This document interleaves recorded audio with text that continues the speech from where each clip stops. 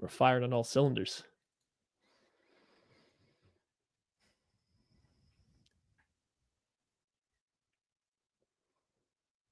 It's a joke, Kent. I get it. Thanks. The pads are finally on. Real football is drawing near. It's going to start on Thursday with the Hall of Fame game. Chiefs are playing the next week. This week? Yeah. Preseason starts this week, Matthew. But let's talk about some of the players whose stock is up. Stock is down with the Kansas City Chiefs. This is KC Sports Network, proudly presented by Emprise Bank. Welcome into a live edition of the KC Laboratory presented by Emprise Bank. Member FDIC, our partners in Possible here at KC Sports Network. Very appreciative of them. An absolute tremendous partner. And if you're a small business, they're a tremendous partner for you as well. You should give them a call. I am here with Matthew Lane. Maddie, happy Olympics. Happy first few days of pads. Happy everything. Happy summer. How we doing? I'm doing great. I really enjoy the Olympics. I love the Olympics coming around every 4 years. Get to watch a bunch of obscure sports or sports I don't normally watch. So I really enjoy the Olympics right now. It's been a lot of fun. Been watching as much of the rugby sevens as I can. But that's my jam for the Olympics. It's one of my favorite things to watch. And besides that, you just blew my mind. I really didn't realize that the Hall of Fame game was this week, that football was back this week. I really didn't know that it was that close. I know I have a trip this weekend, and then I know the Chiefs play next weekend. So it makes sense, right? It makes sense at the Hall of Fame games right now, but I really did not put that on my radar like that. So you just sent me for a loop. I found that out this morning. I can't even remember who is it this year. Do we remember? It doesn't matter. It's going to be third stringers playing anyway. It's just I don't even Bears know if I'll are watch. playing in it. The Bears are playing the Okay, so maybe it'll be their starters. Texans. The Bears are playing the Texans. I'm curious if we get a little Caleb Williams action in this game. That'd be kind of fun. But yeah, we get that this week. Okay, how many Texans to take down one Bear? Go. Just how many guns do the Texans have? The Texan's a person, right? That's the clarification, because their logo is like a bull. I'm giving you zero information other than asking how many Texans to take down a Bear. At least 10 Texans. One with a gun. Does a bull know how to use a gun? I think, do we just assume a Texan In has Texas, a gun? I guess they do. Does the Bear get a gun too? The Bear does get a gun, but unfortunately for the Bear, it's not a human and doesn't know how to use the gun. So hearsay. There's rumors, but yeah, already pretending a bull can. So I don't know. Are we gonna? Didn't you do this every? Did we do this on air last summer, or did we just do this before the show every week? I actually believe that is what this year's preview for the upcoming season was missing. We didn't do this. That we didn't do that bit. We didn't do the how many of X, Y, or Z animals for something. I think mascots. I think that's why the preview felt so long this year, Kent. Ah, gotcha. Well, we're not going to do that for the rest of the show, although I kind of would like to. Okay. I will say the good news is we do actually have news. We do actually have things to talk about because the Chiefs are back in action. The pads are on now. We thought it'd be a good little opportunity to just kind of maybe look at some stock up, stock down, both sides of the football. This is something we've done in the past. Just kind of get a lay of the land of what we think, how things are going for some of the players that might be fringe on the roster, or maybe just some players that we think are ready to take a step, make an impact on both sides of the football, and some players we're a little concerned about. There's we're not getting in first. This isn't about the jumping in on the stock first, but this is you start to recognize a trend. You want to jump on it while it's still going up, or get off right before it sinks. We're getting there early, but we're not first. That's what we're doing. We got the first chunk of padded practices have come in. I think we have enough information now to go ahead and throw out a couple of these and let people buy in on their favorite hype trains before we get to the first preseason game. Yeah, and there's plenty of clips out there. You can go to KC Sports Network and check all those clips out if you'd like to see some of those. There's plenty of those out there. We've seen some other clips around as well. just trying to get a lay of the land of what's going on. We've had boots on the ground in Kansas City or in St. Joe. Tucker D. Franklin doing a tremendous job out there. There's some other tremendous reporting happening out there, kind of talking about some of the reporting or some of the rotational stuff when it comes to players, where they're lining up, who's with who. All that is very good information. And we're going to be having a conversation about how we see things as they sit today. Oh boy. And we will start with stock up on the offensive side of the football. And I'm going to continue to buy Xavier Worthy stock. I'm starting there, Matthew. I am hitting it off the top because I'm quite excited about some of the things that I've seen out of Xavier Worthy in a short amount of time. And obviously we're disappointed that we didn't get to see him for a stretch of practices where he was ill. Thank God he's not injured. But he's come back and he's continued to show a few things that have gotten me excited. And I'll tell you, here's where I stand, Matthew. I'm not going to say that it has been perfect with him. And we've seen some physicality affect him with some press. Granted, he's recovered well and he's done some really good stuff catching the football against big physical corners, even though they were pretty tied up against him. We've seen him make some plays down the field, some acrobatic catches, adjusting to the football and all that stuff. I'm excited to see what we've seen. I'm excited what we've seen about him outside of the things we anticipated, right, with the vertical speed. Because this is not, I don't believe, a training camp that has been set up necessarily to just see Xavier Worthy out in the open, in the practices open to training, open to fans. I don't think this is like a training camp that's been completely set up for him to just go out and make a ton of plays and really scare a bunch of people. I think there's a lot when it comes to the vertical passing game that we haven't seen yet. And there's a lot of ways that the Chiefs can exploit Xavier Worthy's strengths that we have not been privy to, and we will not be privy to throughout the preseason, candidly. So I've come out of this whole thing, seeing him make some of these plays, even when they're contested, seeing him win down the field. I've walked away very excited and optimistic about how this team is going to be able to exploit his strengths within the confines and the structure of what this offense presents. They'll be able to protect him and maximize what he does well. I'm very optimistic about the outlook for Xavier Worthy. I don't know if you share that. I know there's some critiques. I'm not going to say there's not, but I'm optimistic about what we've seen to this point. Yeah. I mean, I'm not down on Xavier Worthy. I think I would still be in. The thing is, though, I was buying my Xavier Worthy stock once he showed up to the first part of training camp with the rookies and just rookies and quarterbacks and came in, had a couple plays. Then he was doing his thing before the pads went on. Since pads came on, he kind of didn't do much for the first two practices. And I know he was limited in some of it and he's just returning from strep, but it took him a while to kind of get going before their third day with pads. And then again, earlier today when they were, going without pads and their 10-10-10 stuff, to where he seemed like he was back in the mix. So like, I don't want to come across as like, oh no, I'm worried about Xavier Worthy. However, I do think right now, all we have seen is him be mostly used as a vertical guy. They haven't really shown us anything else. And that could very well be on purpose. Hey, the Chiefs have made it very known that they don't want training camp videos being posted of team portions right now. It seems like they are very aware that there's a lot of stuff coming out there. And like, I mean, one, I'm glad that people put it out there because we want to see it. And like, that's what it's there for. If you look at other teams and they give a lot more access than what the Chiefs like to give out there to stuff like this. So I do, by all means, post as many training camp videos as you want if you're there and you're not going to get in trouble for it. But I think the Chiefs are aware that that's happening. And so to your point earlier, when you said that you don't know if they're trying to put on a show for fans while they're there right now, I wonder if the Chiefs are also very aware of the fact that these clips are getting out and they are trying not to maybe show stuff beyond the basics. Like, we need to go through these plays. Here, you're going to see fast guy run fast downfield. And then we're going to save all the other stuff that we want to do for when there's not fans here, when there's not cameras here, when there's not other people. We won't know until the preseason starts. We won't know until the regular season starts. But generally speaking, I think Worthy looks as good as, one could hope. You would like to see him get more work and not just always be on, deep downfield stuff. But again, we'll see what comes going forward. I do know that he made a nice catch he had Kelvin Joseph kind of on his back on this very clunky ran like crossing concept where him and McCole Hardman kind of had to like stop to work around each other.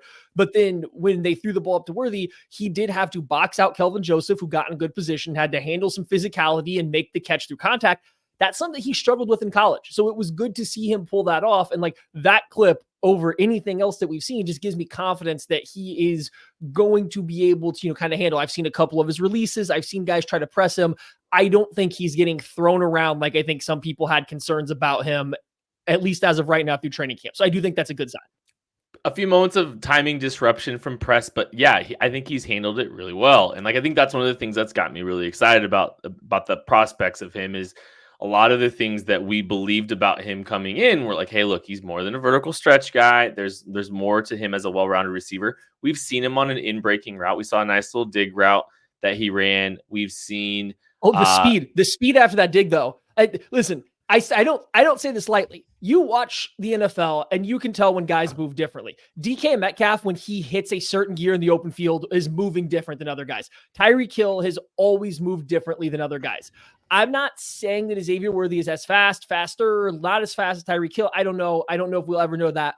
But watching him catch that dig and then start to accelerate as smoothly, as effortlessly as he did, and how fast he got going from that, it's definitely like Tyreek Hill vibes where like you just see it and you're like, that's a different kind of speed. That's a kind of speed that you don't see from other fast players in the NFL. So like that was really nice to see because you didn't in college, you didn't always see this, this record breaking 40-yard dash time always show up. Part of that was because Quinn Ewers might be really bad. Part of that might be because Quinn Ewers, actually some of it was definitely because Quinn Ewers was bad, but you didn't always see it show up. But I think just that one play right there says, oh no, that's a guy that moves faster than fast guys. And so I did want to get that in there because that I think really stood out to me. Another stock up guy that I'm, you're seeing, and this is more of a snap count kind of narrative here. It's not a receiver. Oh my gosh. You got a snap count narrative you're ready for at receiver? Am I missing?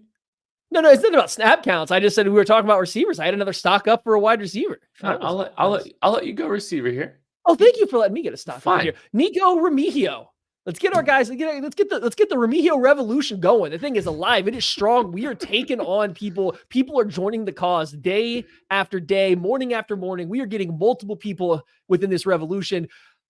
I will not be surprised if he wins both the punt return and kick return jobs. I think that seems very possible at this point in time. We've talked him up on the past couple shows, so like we don't got to go too deep into it, but I think you've gradually seen him go from the third team to the second team to getting some reps with the first team. Well, some guys were out with injury, right? But they were still working him in with the first team offense. But he's always one of the first two returners going for punt returns or kick returns. He's getting involved in the passing game. He's made some nice catches. You see some clips of him coming out there, and he definitely looks like he belongs. You listen to everybody on this team talk about him. I think he is kind of fulfilling the role that they really wanted Skyy Moore to fill, maybe even working over in a little bit into Kadarius Toney's corner to where like they have these plays designed. They have this idea in mind for these other two players. It seems like Remigio might actually be realizing some of that role. So I think like right now we kind of do have to slide him into a stock up spot. And I wanted to get that in there before we moved off wide receiver. Yeah, the fact that he's getting run with the ones matters. And he's made some plays and Mahomes has trusted and given him a chance with the football and he's done a good job with it. So that's an encouraging sign for someone who I think, there was a lot of buzz about Nico Remigio last year. And I think, Maddie, you said it last week. There's a good chance he was on last year's team if he doesn't get hurt. So he was doing a lot of good things last year, and I think they're really excited about him. So, yeah, I think the stock up is there. All right, I have a snap count stock up that I'm paying attention to here. And it's Hunter Nourad. Getting run with the first team this week, or this week in the 10-10-10, I believe almost exclusively the starter at the left guard spot with Joe Thuney out. And why does that matter? Well, I'm interested to see if he's effectively your interior offensive line backup. If he's the guy that's kind of assuming that position. This is someone that's played multiple positions. I think he's already played multiple positions in camp already. But the rookie out of Penn State appears to have potentially pushed Mike Caliendo or is pushing Mike Caliendo pretty far here. Getting a lot of reps with the first team almost exclusively, I think is a good step in the direction for him. I'm not going to say I'm super excited because we've talked about the inexperience and there's not a ton of great depth along this interior, but I think Hunter Nourad has the chops to be a guy that can wind up being similar to that Nick Allegretti, not from a complete play style perspective, but from a versatility, ability to, play all along the interior kind of perspective. I'm paying attention to Hunter Nourad because I think there's a chance he's climbing up that depth chart in that 10 offensive linemen there. Okay, so I think that this goes against one of my stock ups, which is going to be Mike Caliendo. From watching through as many of the clips of practice and I've been able to see, and I've seen a good bit. I have found a good bit of this out there. Mike Caliendo, of the interior guys that aren't start out of besides Trey Smith and Creed Humphrey, if you're working now, I'm comparing Mike Caliendo to Hunter Nourad. I'm comparing him to CJ Hansen. I think there's whoever 68 is, I've seen in there a couple times. Like, I'm not comparing him to other guys that have been that are going to make this team or starters, but Caliendo has definitely been the best of the other interior guys, not named Trey Smith or Creed Humphrey. I think he's held up the best in one-on-ones. When they do team periods, he seems to be the guy that is getting blown off the ball the least or making the majority of his blocks. Like, just when I was watching through, I like Hunter Nourad, and I think the fact that he has played center and guard, and I think he's looked better than Hansen, who I know has been working interchangeably with him a little bit on those two spots. I think Caliendo's looked like he's better, and that would make sense. He's a guy that's 26 years old. He's been around a little bit longer. You would think he would be better right now. It's just I was definitely coming away from it thinking, okay, I think the first interior player, unless he can't snap, unless Caliendo's, they don't trust him to snap, I came away from what I've seen so far in camp thinking, he's safely the first backup interior guy they are going to call on, especially if snapping isn't a concern. And that's, that's a good point, is maybe they're, maybe that plays into a factor a little bit, is just that perspective of if you're able to snap the ball a little bit more or not. I don't know if we've seen much of Mike Caliendo there. One question I do have is, assignment. Like, I feel like we saw Mike Caliendo go the wrong direction earlier in one of the blocking plays. Unless I'm mistaken, I think, we've seen maybe a few mental lapses here or there from Mike Caliendo, but outside of that, I mean, I haven't seen much of a referendum on him, but I think getting Hunter Nourad's opportunities this quickly into training camp, I think, is a positive sign for Hunter Nourad's outlook. And the 3-position flexibility, I think, matters a little bit here. So go. Caliendo played center in college, and he did play in the preseason, at least for the Chiefs last year. So he has snapped. It seems like they mostly use him at guard, right? They do seem like they mostly use him at guard, but he has plenty of center experience. So I feel like I will happily go out on a limb right now and say I think Caliendo is definitely the 4th interior offensive lineman, but I do like that Nourad's getting worked in there because I do think he's a guy that can probably hit the ground running pretty early. So giving him that kind of that leeway, I think, is pretty good. I think the hope for them is that he does assume the, Nick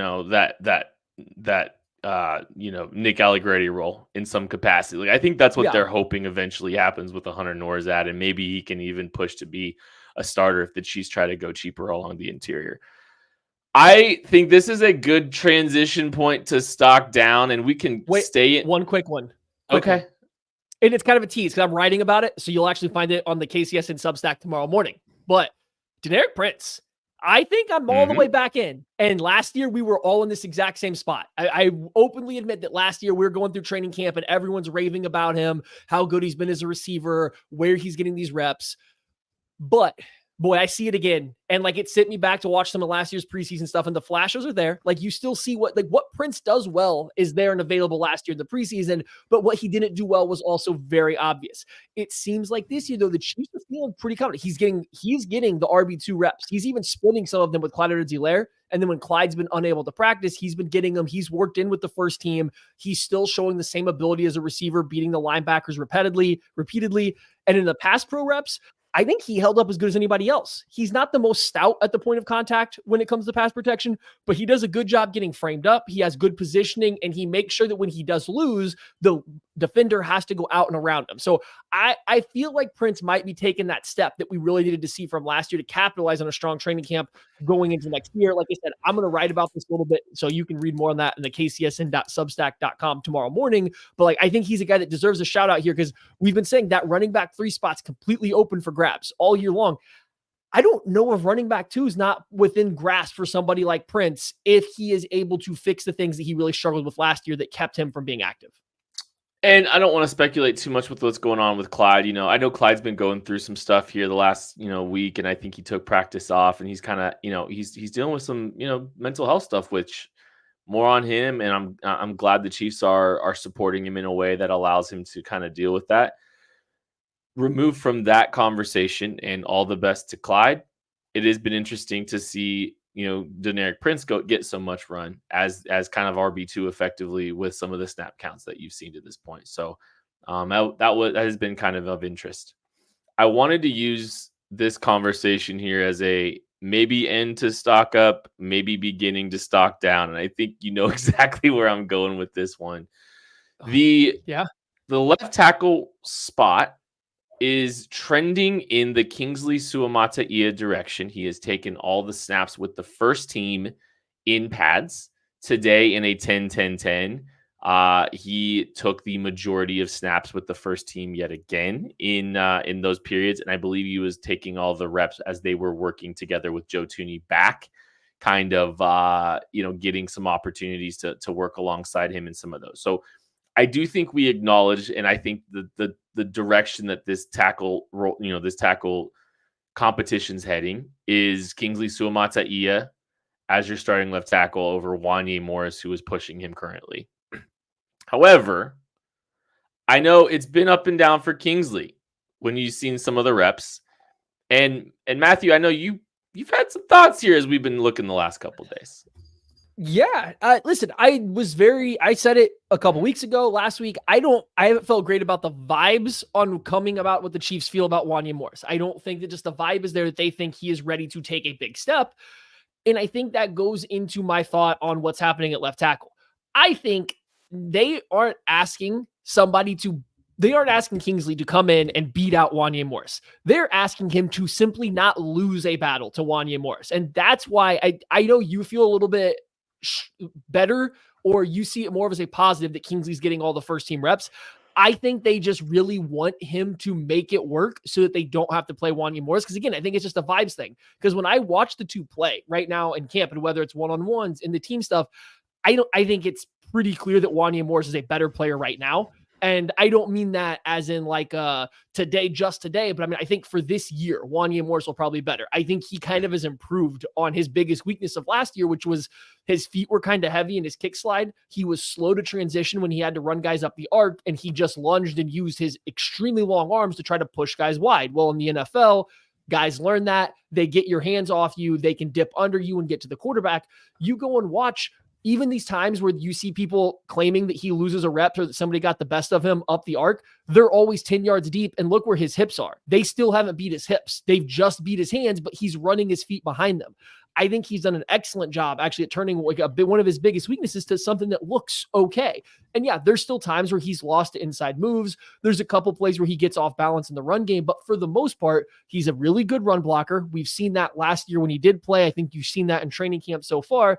And if he's going to improve his footwork as a pass protector, he's making the strides that you would want to ask. Something else is keeping him from being in that starting spot.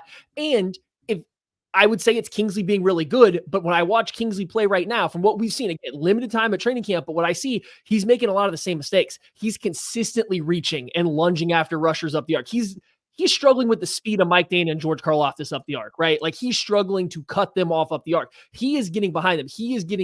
Guys are getting by his hips, and he's reaching and lunging. And then he's also losing the inside moves because he's thinking of it.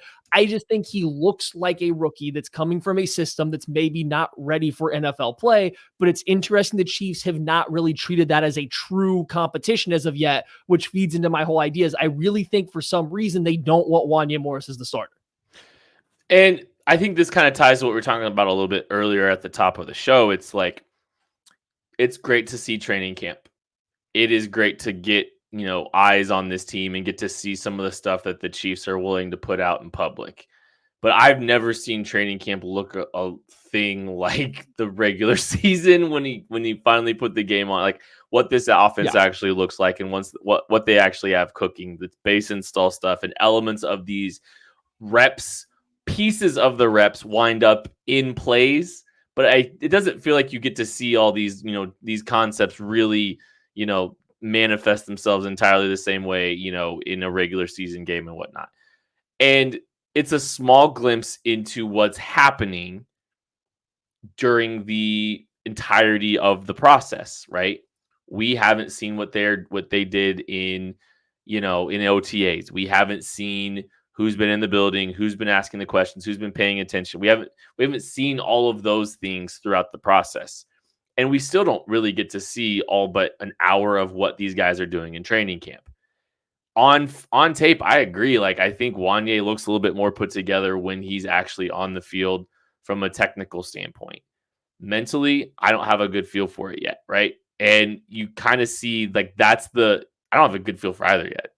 I think that's where, maybe that's what's, helping separate Kingsley a little bit right now is, a quote from Creed Humphrey today on Kingsley. You can tell he has an instinct for the game and he has the mind, the right mindset to be great. So like there's some positive, feel coming out of the end. They like the instincts he has. Like they think he's processing some things. It kind of sounds like to me. And maybe they're just hoping to, get some of the technical stuff worked out before the season's over. I don't know where I think I know where I feel it's heading, but yeah, it'd be interesting to see what the on-field product looks like over the next month. Yeah, and I don't know if I even have a stock up or stock down at the left tackle spot. Like this would be a hard, just hold for me. And I know your point is like, well, Kingsley's getting all the first team reps, so it's got to be good for him. And yeah, I think that's the direction you're trending. So like if you were guessing a starter at this point, I think you would have to lean into Kingsley, right? But I just sit there and I watch, and the Chiefs can say Andy Reid consistently preach the best five. We don't see it all. But I think it's pretty clear when you start looking through this that there is a little bit of a gap right now today. And I would imagine at least for a couple months while Kingsley's getting used to the NFL, there's a gap in their play right now. Like one is clearly a better run blocker, or at least a more powerful run blocker. And I think he is executing pass protection footwork technique better than the other guy. Like Wanye Morris is a better player right now. It's hard to preach best five and then I think go against the second year player who improved on one of his biggest weaknesses from year 1 to year 2. So we'll just kind of have to see what happens as they roll it forward. We'll have to see now that Joe Thuney's back. Now they're coming off a break. We'll see what happens in the next set of pads. What happens to after the preseason game? Where do they sort these reps out? I don't think it's over yet, but I think the team wants, and I'm with you, the team wants it to be Kingsley. They are trying to not make it, but they are trying to give him every opportunity to make sure it's him. I just wonder if the disparity in play from what we've seen, if that carries over to the preseason, if that carries over to their other practices that we don't see, if that carries to the regular season, how long that can last. Yeah, it's worth monitoring. Any other stock down players that you kind of, are paying attention to? And stock up, stock down doesn't totally fit with that tackle battle, right? Like I think it's stock up Kingsley and stock down Wanye, but I think there are some caveats there worth acknowledging, and that's why we had the conversation. Any true stock down players on the offensive side of the ball for you? Yeah, I mean Skyy Moore, right? Like we got to be a hard stock down on Skyy Moore. It's just not working. Right. It's just not working. Every practice seems like there's another thing that's just not working. And it's really stinks because we don't get to see every play, which people are there. And it seems like he's made some nice plays, but there's just a couple highlight really bad plays that come from every single practice. He seems to be slipping further and farther down the depth chart. It's just, I don't think it's working for Skyy Moore. I would be at this point pretty darn surprised if he makes this roster. I feel like there had to be some injuries coming at the wide receiver spot. Yeah, I think it's fair. And there's been some clear struggles again. And you kind of heard Andy Reid talking a little bit about at this point in your career, your year 3, stop thinking and just play.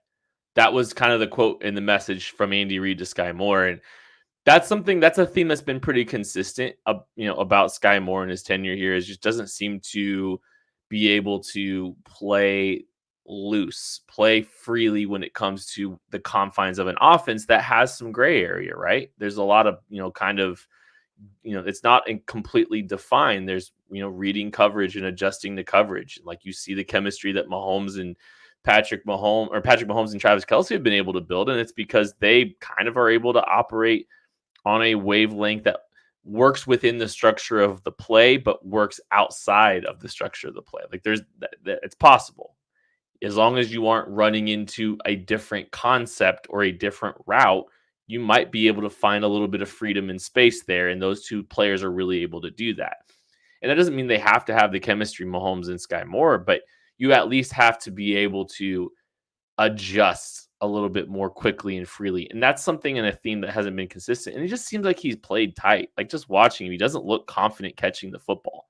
He doesn't always, and he's bobbled the football a lot. So I think that that is definitely one I've paid attention to as well. Anybody else? I think that's probably that's the end of it. I don't think it's hard to have a stock down as of right now. We'll see once they get off this day off and they work up to the preseason game. And then after that first preseason game, I think you'll get a better idea of anybody that might be slipping. The numbers game for tight end and wide receivers is about to get tough. It's just about to get real tough at those two spots. So like, there's going to be guys that some people like, whether it's a Justin Ross, Kadarius Toney, Nico Remigio, who I talked about, that will be good. Irv Smith might find himself in a tough spot. Jared Wiley, I think, has been very impressive. I don't think they're going to cut him by any means, but I also think Irv Smith's been pretty good as a blocker so far, actually. Like, he might be one of their better blocking tight ends from what we've seen at camp. So it's just the numbers game at wide receiver and tight end are going to get kind of tight. Unfortunately, some players people like will have to be cut, practice squatted, or figured out once, we keep going. I think Jared Wiley's safe. So I didn't mean to say he's going to be cut. When I'm looking at it at the tight end room, you're looking for a guy like of the skill sets that they don't have. You can get closer to a Jared Wiley skill set from Noah Gray and Travis Kelce than you can get to a blocking tight end skill set from those two guys. So if Irv Smith is clearly the best blocker, do you keep 4? That's how you work it. There's no chance that they're going to try to sneak Wiley onto a practice squad. No, I'm just saying that I think Irv Smith might be in a little bit more of this competition to make the roster than a lot of people want to give credit for, specifically because I think he's been a good one of the better blockers. I think there's some quiet hype for Jared Wiley. I watched his pass pro. I'm just telling you, I think there's a plan for him, and I'm really looking forward to the regular season. I think it'll be fun. Anyways, we're gonna take a break, and we'll be back right after this. We appreciate you supporting KC Sports Network by listening to our podcast. You have helped us become the highest ranked Chiefs podcast network in 2022 and 2023. And don't forget about our daily Substack newsletter, the best written analysis you can find on the Chiefs straight to your inbox every day. kcsn.substack.com. With big wireless providers, what you see is never what you get. Somewhere between the store and your first month's bill, the price you thought you were paying magically skyrockets. With Mint Mobile, you'll never have to worry about gotchas ever again. When Mint Mobile says $15 a month when you purchase a 3-month plan, they mean it. Say bye-bye to your overpriced wireless plans, jaw-dropping monthly bills, and unexpected overages. Mint Mobile is here to rescue you with premium wireless plans starting at $15 a month. All plans come with high-speed data and unlimited talk and text delivered on the nation's largest 5G network. Use your own phone in any Mint Mobile plan and bring your phone number along with your existing contacts with you. Ditch overpriced wireless with Mint Mobile's deal and get 3 months of premium wireless service for $15 a month. To get this new customer offer and your new 3-month premium wireless plan for just $15 a month, go to mintmobile.com/KCSNLab. That's mintmobile.com/KCSNLab. Cut your wireless bill to $15 a month at mintmobile.com/KCSNLab. $45 upfront payment required, equivalent to $15 a month. New customers on first 3-month plan only. Speed slower above 40 gigabytes on unlimited plan. Additional taxes, fees, and restrictions apply. See Mint Mobile for details. Folks, we are super stoked to announce to you the KCSN hotline powered by Mint Mobile. Now you can send your questions and comments to the KCSN hotline. That's at 913-407-6524. Trey Smith, Skyy Moore, if you think about it that way. 913-407-6524. Send your questions and comments to the KCSN hotline that is powered by Mint Mobile. I have the phone in my possession. Here's the thing. You guys can text me whatever you want within reason, but the only response you're going to get from me is it's going to be in coach speak. So anything that you text me, the response is in coach speak. So send your questions and comments to the KCSN hotline powered by Mint Mobile at 913-407-6524.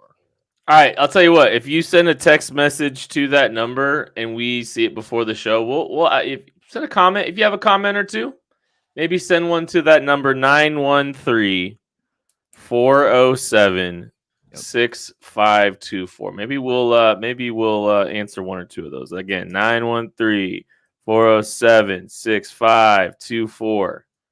That's Trey Smith. I'm holding the phone in my hand right now, so I will know. I'm putting that in the comments so you guys have the number for the Mint Mobile KCSN hotline. Fun. Defensive stock up. Matthew. Actually, no, wait. Real quick. I do have a question for Tucker real quick. Okay. You've been there a lot. Some are saying. Some are saying. How do you think about our how do you think we did with the stock up, stock down? Any other quick comments?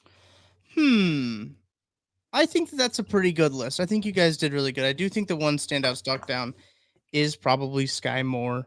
And I've told you guys this, and I think I've said it on other podcasts. There have been clips that have not hit the internet of Skyy Moore that I have in my possession that assert that statement. I also What think statement is that asserting? I just love how professional Tucker is, knowing that he's probably sending us a wrestling meme right now as he's saying assert. No, not right now. We have to wait for somebody to watch it before we can do that. Look, we have an embargo. We have a 24-hour embargo. No, I do think Skyy Moore. And then another interesting one that I was just thinking about was McCole Hardman.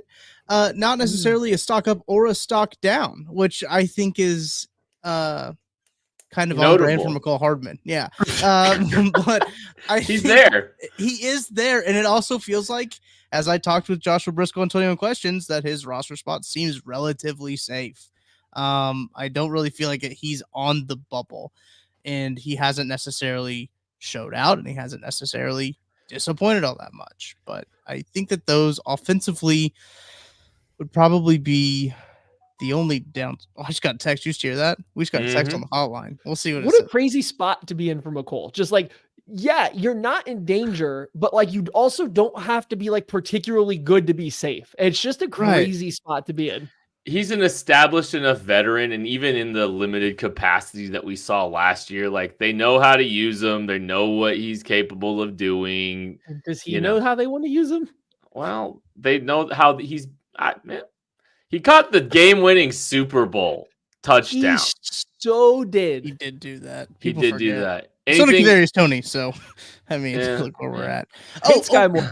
Can I make I do want to say this. I said this on Chiefs News Daily, but I don't know how well I articulated it. Wow. We're getting a lot of text on the hotline now. I'm just going to hold the phone up there so you can hear the sound that comes through. But today's practice, the 10-10-10 practice, they spent a lot of time doing a lot of goofy stuff, right? The quadruple pass, I doubt we see that actually play out. I wonder. Some would argue that maybe they posted that knowing that video would hit the internet. Yeah, absolutely. 100%. Yes. Sorry, I'm dealing with the hotline right now. They've been putting a bunch of different wide receivers in the background, and it's not just Kadarius Toney. In the backfield? Yeah, what did I say? Background? Yeah. Same thing. They put a lot in the background too. They have put a lot of wide receivers in the background. Skyy Moore. They've put Kadarius Toney in the backfield. They put McCole Hardman back there. Rashee Rice was back there today as well, and they ran this like power play with Deneric Prince being the lead back, and I believe it was McCole Hardman getting the handoff. Did he take a counter step? Yeah, I think so. I'll send you guys a clip. That's the play. They'll play. Yeah. So 12 yards every time they line the exact same formation or the exact same play, and it works every single time, even though that's the only time they line up in that formation. Tyreek Hill's 75-yard touchdown run against the Chargers. I mean, I'm telling you, they hit that play once a year. It's the same formation. It's the same play. It's the first time they've run the formation all season, and then they always it's a gain of 10. They ran it a lot in the preseason last year. I was watching some Prince stuff in the preseason, and the final 2 preseason games, there was Rice, Skyy Moore, and I forget who else, but there was another receiver. I think Amir Smith-Marset for one of they put a lot of wide receivers in the backfield in that little split field thing in the preseason last year too. Well, that was Tucker D. Franklin. Tucker, thank you. We'll probably text if you want me to read. Yeah, well, let's save him for the end of the show. Let's save a few for the end of the show. Okay. Let him funnel in here again. 913-407-6524. 913-407-6524. Here's the fun thing.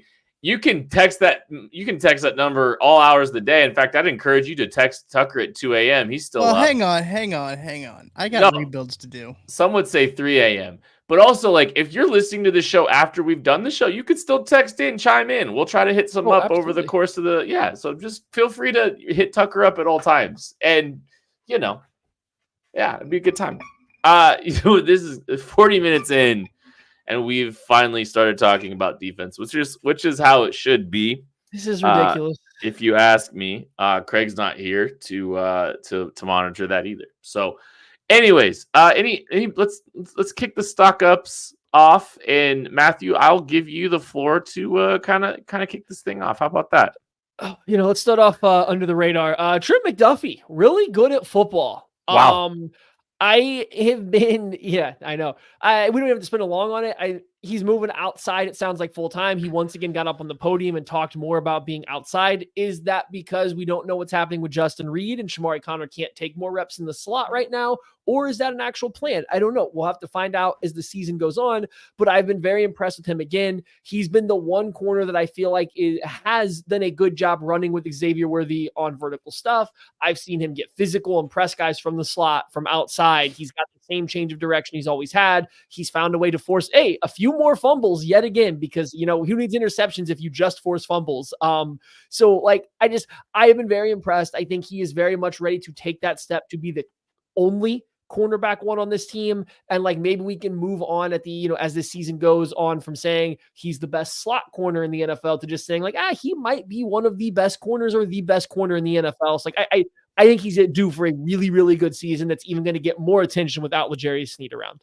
Yeah, and I think, we heard Steve Spagnuolo say no one's really ready to replace, L'Jarius Sneed yet. Well, and obviously I'm not to diminish Spags at all, just saying we can all acknowledge that Trent McDuffie's not here to replace L'Jarius Sneed. He's here to be Trent McDuffie, even as an outside corner, and they're not the same type of players. But I mean, Trent McDuffie is an exceptional talent, and I think he's one that the Chiefs will ultimately try to keep here in Kansas City with an extension here. I think he's going to be one of the guys that winds up getting an extension, because this is a really young player. This is a blue chip talent. And he proved that last year with the slot ability. But I do think there is plenty outside. One of the things that he's struggled with at times in his career has been able, as an outside corner, locating the football and making plays on the ball. Did it the last time we saw him play in the Super Bowl when it mattered the most. And I think he's gotten better with that as the season has gone on. I remember there was a play against the Saints in the preseason last year where the defense looked really bad. It was kind of funny. It was the last time we saw the defense look bad. They played in that preseason game against the Saints, and the Saints came out and made some plays. And, Trent kind of struggled to locate the football, but he largely did a great job of doing that last year. And, here we are. So I don't know. I'm optimistic about Trent McDuffie as an outside corner. I think that's a great one. I think that's a great one there. Anyone else you got, Matthew? Oh, more me. Yeah. For sure. So under the radar, nobody's going to pick this one. Drew Tranquill, also really good at football. Linebackers never do well in coverage drills in training camp or drills, because it is always against a two-way go against somebody that kind of has a free run up to them.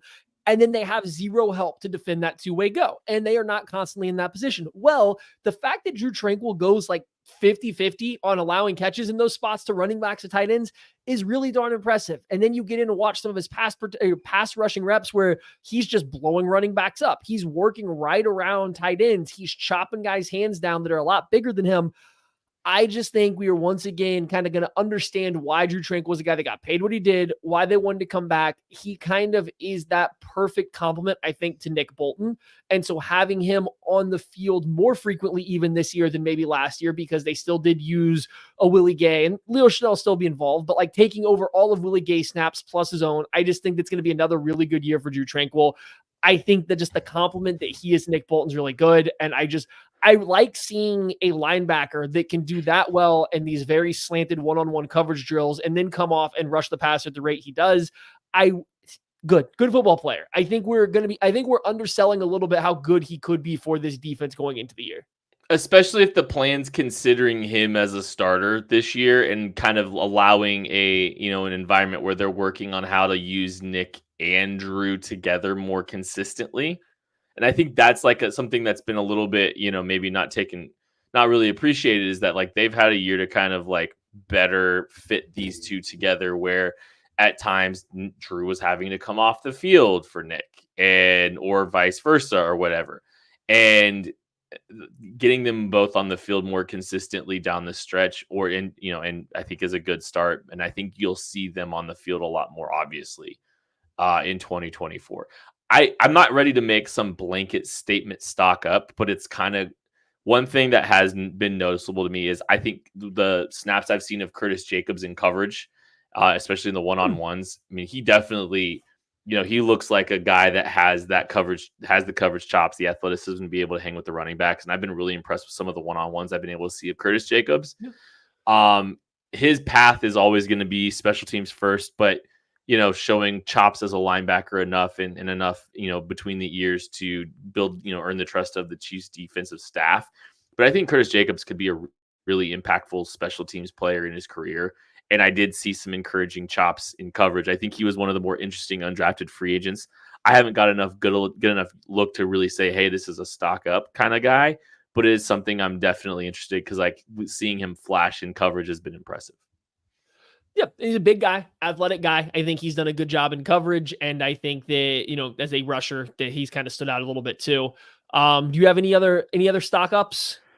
You're hearing good things about Brian Cook, which I think is something that's just great to see him up. It kind of being, he's kind of a leader on that defensive, secondary now. He's one of the more experienced players in that secondary, and he's a guy that's been playing, as a post safety. Steve Spagnuolo saying a lot of good stuff about him as well. So I think that's one guy that's kind of worth shouting out as well.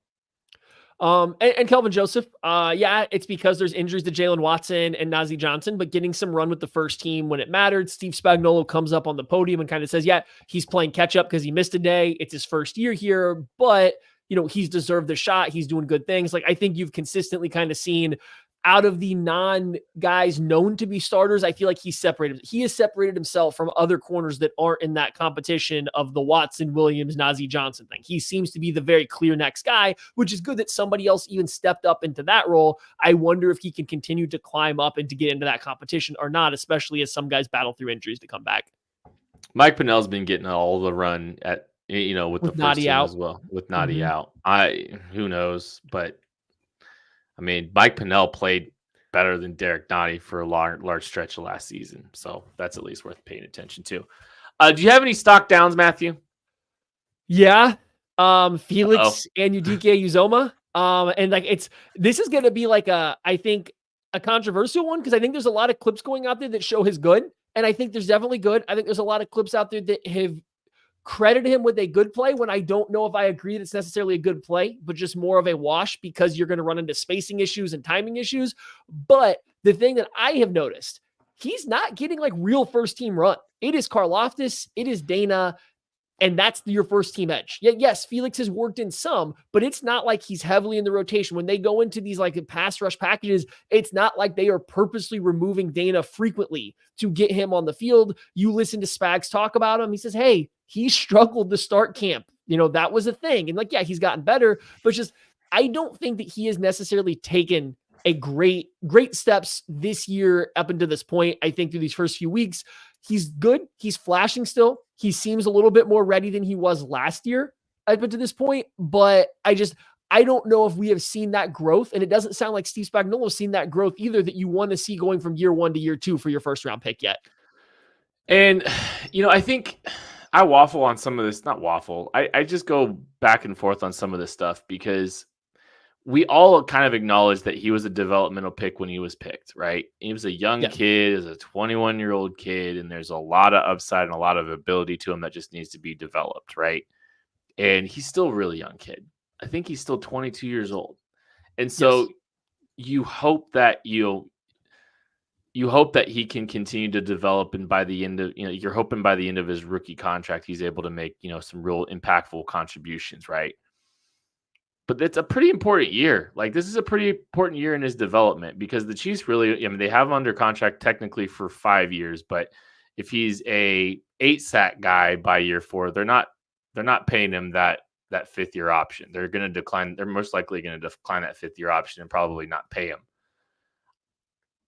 It's you want to see growth. You want to see improvement. I wish we were getting more positive comments from Steve Spagnuolo than, well, he's had a couple good days here recently, right? Like after struggling. Yeah. And like, I want to be clear, he's shown growth. Like, I think he has definitely shown growth and development. It's just, it hasn't jumped off in the way that it should. Going up against guys, we're talking about left tackles that we don't have a lot of trust in. We're talking about Lucas Niangs. We're talking about Chu Godric, who's still learning the game. I would like to see him start dominate some of those reps and not go trade 1-for-1s, not constantly being like, it's kind of an even play here and stuff like that. Just, I feel like maybe this is my own expectations. I was hoping coming into this camp with the way, we kind of thought about the developmental needs and everything like that. And now no Charles Omenihu's here. So you're going to have this clear path to clearly be involved a lot more frequently. And I just don't know if we've gotten to that point yet. I don't know if I have seen him clearly take that next step that I was hoping to see by now. And there's still plenty of training camp. This can all turn around. So maybe this is more of a stock down based on what my expectations were going into training camp. But and then hearing Spags talk about him, that always is kind of shocked me back. He's openly kind of saying I don't, he hasn't quite done what we want. I want to see more from him. We haven't got it yet. And maybe that's his way of challenging him, but it also seems like a guy that you need to start boosting up his confidence a little more. He even said in one of his interviews, hey, he got that run stop in the Super Bowl. I hope that was good, or I bet that was good for his confidence. If you already are talking about stuff like that, you would want to talk him up consistently, not say he started off slow in camp or he started off struggling and everything. So maybe my expectations were wrong on his. I just think it's been very notable that Karlaftis and Dana seem to be the very clear 1-2, even in pass rushing situations for this team. Yeah. And this team needs Felix to take a step. I mean, especially with Charles Omenihu out, we don't know how long Charles Omenihu is going to be out.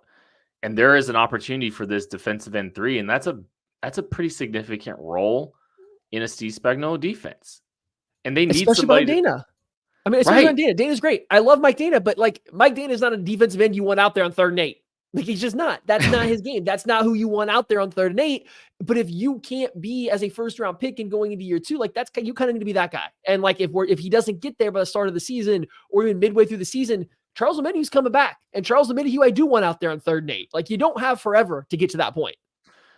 I'm curious, if things don't progress the way we hope they progress by, end of August, if they aren't, looking to trade, looking to find, there's really not a ton of, you can never have enough defensive ends. It's a good problem to have. So it's if you're waiting on Charles Omenihu and, they don't feel super comfortable with Felix's defensive end 3, you're talking about Malik Herring. There is no pass rush juice on the edge if Malik Herring is taking a bunch of reps over Felix, or in a timeshare with Felix. That's when it's probably time to. That's why the Chiefs. Maybe that's why the Chiefs were looking at Emmanuel Ogbah.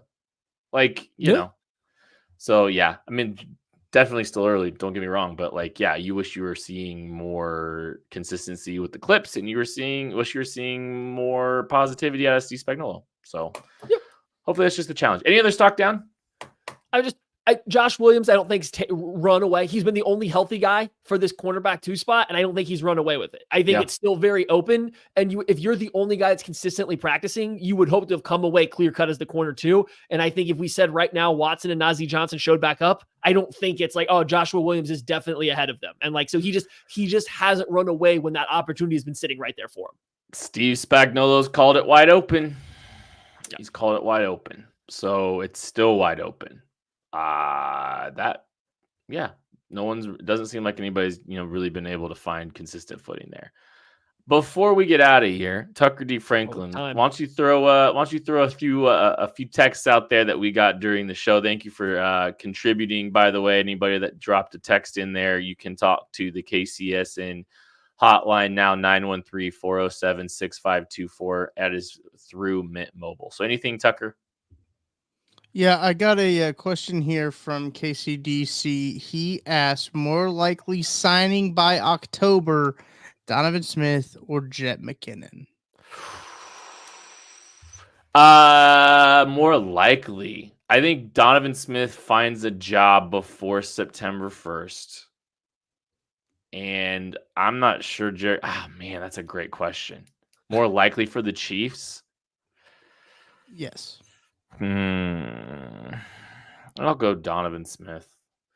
Well, CKC, we're talking like coaches here, as Tucker said. And the thing that I've learned is running backs go through a lot. Running backs go through a lot of wear and tear. Running backs get beat down. You can never have too many bodies in the backfield. Give me Jerick McKinnon more likely to come in. He knows the system. He has been here. Guys get hurt. Guys get banged up. You need more running backs. We've learned that over the years here in Kansas City. Almost sounded like he was closer to being a coach than he was a running back this year at one point, but I digress. Anything else, Tuck? I think Donovan Smith would be here already if he was going to be here. That's my real assessment. I think Donovan Smith would already be in Kansas City if they really felt that they were going to. I think we have like a week or so to find out, and then we'll kind of go from there. This one is from Ross. He asked, "You get one realistic addition before the end of camp. Who are you snagging? That's not just limited to the two former Chiefs that we just talked about, but you get one addition by the end of camp. Who are you signing? Like a free agent?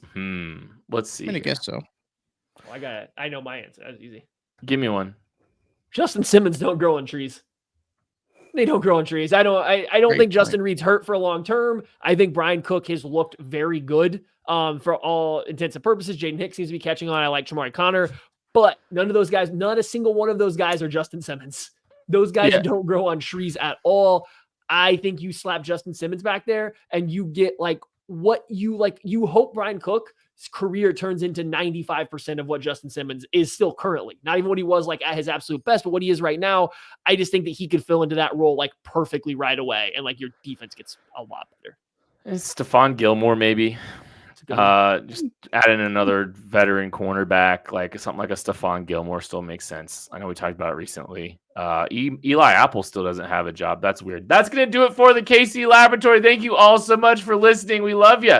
We appreciate you. We'll catch you later. Pretty sure he's selling drinks in Cancun. No rings.